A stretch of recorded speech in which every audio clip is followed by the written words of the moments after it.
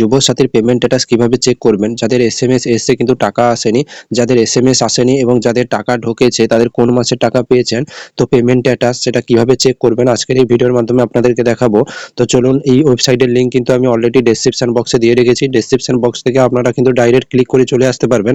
আসার পরে এইরকম এন্টার পেজের ফার্স্ট লিঙ্কে আপনারা ক্লিক করবেন। ক্লিক করার পরে দেখুন নেক্সট এন্টার পেজে আপনাদেরকে কিন্তু এইরকম অফিসিয়াল যে গভর্নমেন্ট ওয়েবসাইট রয়েছে এরকম একটি ওয়েবসাইট আপনাদের কাছে শো করবে। দেখুন এখানে ব্যাংক অ্যাকাউন্ট নাম্বার দিয়ে দেখতে পারেন এবং আপনার মোবাইল নাম্বার দিয়ে দেখতে পারেন। এখানে দেখুন ব্যাংক অ্যাকাউন্ট নাম্বার ওয়াইজ এবং মোবাইল নাম্বার ওয়াইজ দেওয়া রয়েছে, তো এখানে আপনাকে সিলেক্ট করতে হবে।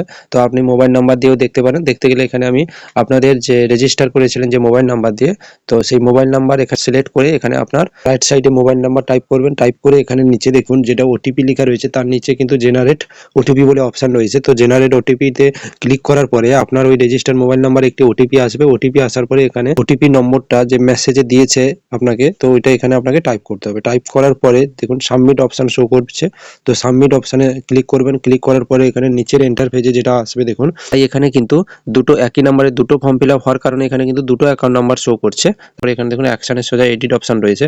এই এডিট অপশনে আপনাকে ক্লিক করে দেখাচ্ছি। দেখুন এখানে এডিট অপশনে ক্লিক করবেন। ক্লিক করার পর তারপরে এখানে দেখুন নাও ইওর পেমেন্ট স্ট্যাটাস, এখানে দেখুন অ্যাকাউন্ট নম্বর দেখাচ্ছে, তারপরে আইএফসি কোড দেখাচ্ছে, তারপরে এখানে দেখুন ইয়ার রয়েছে, ইয়ার সিলেক্ট করবেন। ইয়ার সিলেক্ট করার পরে এখানে দেখুন মান্থ রয়েছে, মান্থ সিলেক্ট করবেন। সার্চ করতে পারেন এবং ডাউনলোড পিডিএফ এ নিতে পারেন। তো আপনি সার্চ করবেন, সার্চ করে এখানে দেখুন নিচে কিন্তু আপনাদেরকে শো করাবে তো আপনি কোন মাসের টাকা পেয়েছেন। যাদের এন্ট্রি এখনো হয়নি তাদের ক্ষেত্রে কিন্তু অ্যাকাউন্ট নম্বর শো করবে না, আর যাদের মেসেজ চলে এসছে তাদের এখানে এন্ট্রি হয়েছে কিনা, তো সেক্ষেত্রে এখানে কিন্তু আপনার অ্যাকাউন্ট নাম্বার শো করবে। যদি এখানে আপনার অ্যাকাউন্ট নাম্বার শো করে সেক্ষেত্রে আপনার কিন্তু তাহলে পেমেন্ট মোডে চলে এসেছে।